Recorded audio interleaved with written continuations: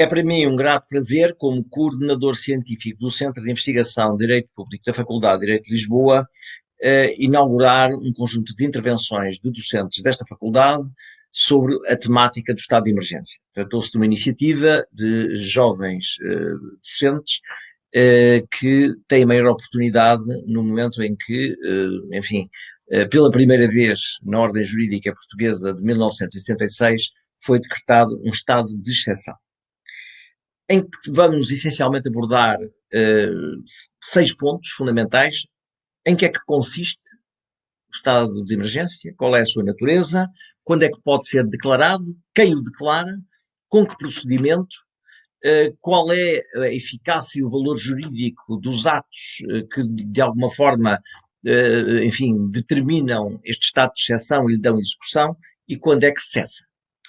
Portanto, o estado de sítio e o estado de emergência são duas figuras que se encontram previstas no artigo 19º da Constituição e são conhecidos usualmente como estados de exceção.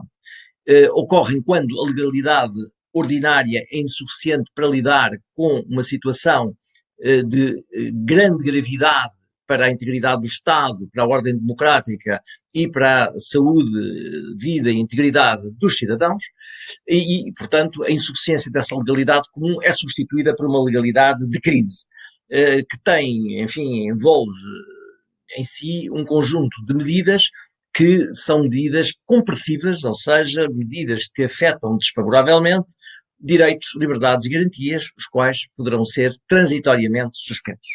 O estado de sítio e o estado de emergência são estados de necessidade pública. Nós compreendemos a figura do estado de necessidade à luz do direito civil e à luz, por exemplo, também do direito penal. Por exemplo, se estivermos em nossa casa e a nossa casa estiver a arder, nós podemos passar, em situação de exceção, podemos pular a cerca para a casa do vizinho, se a casa do vizinho tiver uma mangueira e essa mangueira nos for indispensável para apagarmos o fogo. Portanto, cometemos vários ilícitos, invasão de propriedade, apropriação de bem alheio, eventualmente alguns danos na cerca, mas se formos levados a julgamento, esses ilícitos serão objetivamente justificados, ou seja, não seremos sancionados por eles, porque nós atuamos para a defesa de um bem maior. Aqui sucede exatamente a mesma coisa. De acordo com o número 2 do artigo 19º, se houver uma situação que envolva uma agressão efetiva, uma ameaça de agressão à integridade do território nacional, uma situação de ameaça à ordem constitucional, democrática ou perturbação dessa ordem constitucional, uma revolta ou uma revolução, ou se houver uma situação de catástrofe que envolva um quadro de grave calamidade pública, podem ser declarados o estado de sítio e o estado de emergência. O que é que distingue, essencialmente, o estado de sítio e o estado de emergência?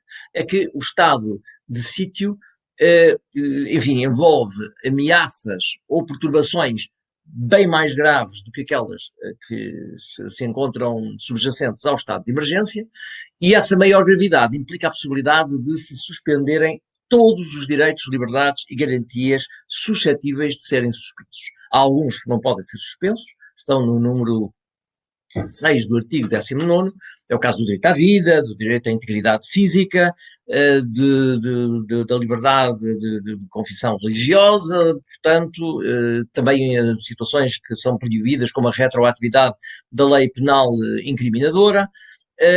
Portanto, são uma panóplia de direitos. Esses são sempre insuscetíveis de suspensão em estado de sítio e estado de emergência. Todavia, no estado de sítio é possível suspender todos os restantes direitos. No estado de emergência, entende-se que dos direitos que podem ser suspensos, apenas uma parte poderá ser abrangida pela suspensão. Nunca poderá haver uma totalidade de direitos afetados pelas medidas suspensivas. Um terceiro elemento de distinção entre as duas figuras é que, em estado de sítio, sem prejuízo das competências do governo, que de alguma forma administra superiormente o estado de exceção, as autoridades militares substituem as autoridades civis, nomeadamente a nível territorial e a nível setorial. Portanto, há uma substituição do poder militar pelo poder civil, encontrando-se, obviamente, o poder militar, as autoridades militares subordinadas ao governo e às demais instituições. Portanto, no plano administrativo, há este quadro substitutivo. Já vimos em que circunstâncias Enfim, o estado de sítio e o estado de emergência podem ser declarados, os pressupostos são comuns, o que significa que quer uma situação de agressão de forças estrangeiras, se quer uma situação, enfim, de perturbação da ordem constitucional democrática ou de calamidade pública, podem envolver tanto a declaração do estado de sítio como a do estado de emergência. Tudo depende da gravidade da situação. Portanto, quando se diz que em calamidade pública nunca pode ser decretado o estado de sítio, isso ocorre muito nos jornais, isso não é verdade. Há uma situação de calamidade que pode ser extrema, como por exemplo um terremoto longe ao Agouro, que destrua várias cidades ou uma cidade, e que envolva, digamos, incêndios, caos nas ruas e pilhagens e saques. Numa situação dessas, é perfeitamente, enfim, justificado que se faça intervir as Forças Armadas. Bom, no caso da atual pandemia, foi entendido que a situação, sendo grave, não assumia uma gravidade, e parece isso evidente, que pudesse justificar o estado de exceção. Portanto, o princípio da proporcionalidade é um princípio que também diferencia, à luz da gravidade da situação, os dois estados excepcionais. Portanto, o princípio da proporcionalidade exige que uma medida que afete direitos, liberdades e garantias, ou de outros direitos fundamentais, tenha que ser adequada, tenha que ser necessária e, nomeadamente, que tenha que haver, digamos, uma prevalência ostensiva daquilo que é o interesse público sobre aquilo que são os bens jurídicos sacrificados, neste caso, os direitos. Portanto, esta medida vale não só para a escolha do estado de sítio e estado de emergência, mas também para, em concreto, a medida, a justa medida em que os direitos podem ser suspensos. Portanto, sabemos, em termos procedimentais, que compete ao Presidente da República declarar os dois estados de exceção. O Governo deve ser ouvido através de um parecer que não é um parecer obrigatório, mas não vinculativo, ou seja, o Presidente ouve o Governo, mas se o Governo der um parecer desfavorável, pode, enfim, fazer transitar o seu decreto para o Parlamento, e o Parlamento autoriza, e essa autorização é fundamental. O decreto presidencial assume a forma de decreto com uma força normativa equivalente à lei, mas é um ato da função, um ato normativo da função política. Nesse decreto estabelecem-se as medidas de rigor e, sobretudo, com algum pormenor, este não foi particularmente pormenorizado, estabelecem-se, enfim, o elenco dos direitos que devem ser suspensos ou que podem ser suspensos e em que termos é que opera essa mesma suspensão.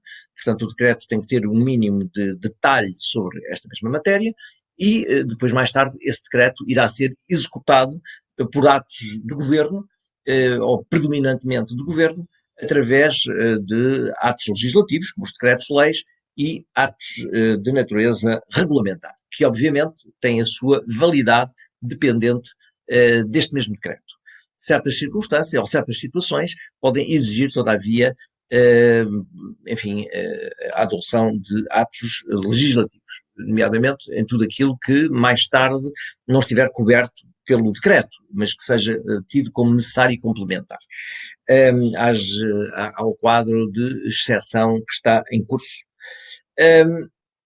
Portanto, quando é que termina o estado de exceção? O estado de exceção é necessariamente transitório, enfim, e portanto, cada período que envolve, digamos, a vigência do estado de emergência dura 15 dias.